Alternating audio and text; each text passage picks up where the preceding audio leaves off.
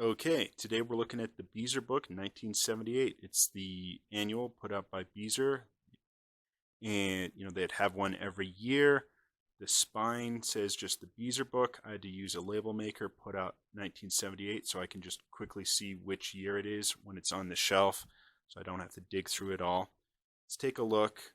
Got the kind of gag strips, just one panel on both the front and the back. It's a solid hardback. It's always nice. The copy I've got, it's fortunate they always have these books belong to. Mine here hasn't been written in. It's kind of rare. I think you have to pay a premium for that, but I got this cheap on some eBay auction. So it's got the usual cast of characters. You got your one-page Ginger stuff. There's always kind of some interesting gags. Pop, Dick, and Harry, the twins who are always kind of playing some kind of prank on their dad. Usually does not end well for them. Usually they get a spanking at the end.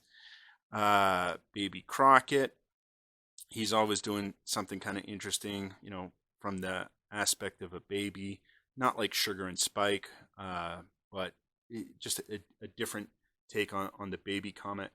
The bad lads who are crooks, they're always kind of foiled in the end. They're interesting plans to rob and steal. You've got the numbskulls. Now this is probably one of my favorites. Just always interesting, the conceit that, hey, there's people running the brain of the man, and things happen when they have their own thoughts. It usually doesn't end too well for their man. Got Mr. Licko and his lollipops.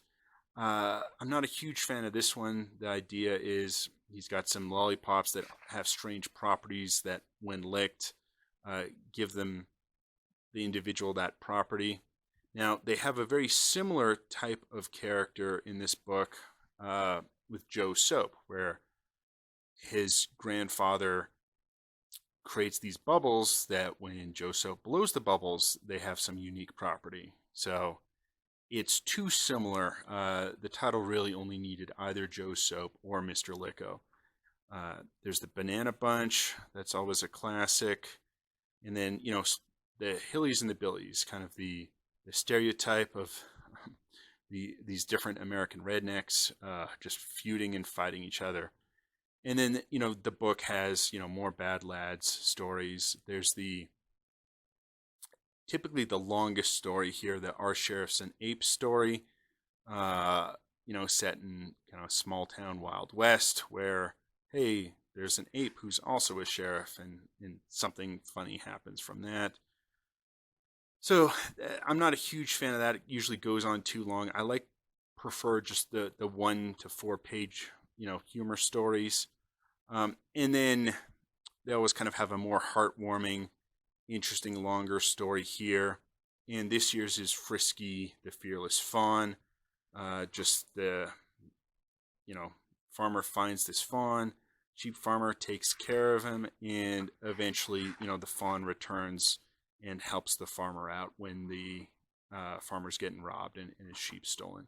So it's a nice little heartwarming story, in addition to the typical humor gags here of Beezer. Now, Beezer, is kind of advanced to having color here in 1978. Both their rivals, the Beano and Dandy, would not be having full color. So it's really nice.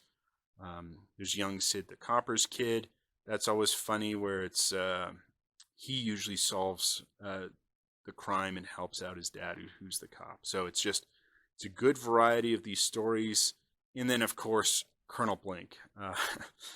I think my avatar on Board Game Geek is Colonel Blink. He's just has poor eyesight, and funny things ensue because he misreads the situation, because he thinks it's something else because his eyesight's so poor. So I always enjoy these. It's good humor, good fun.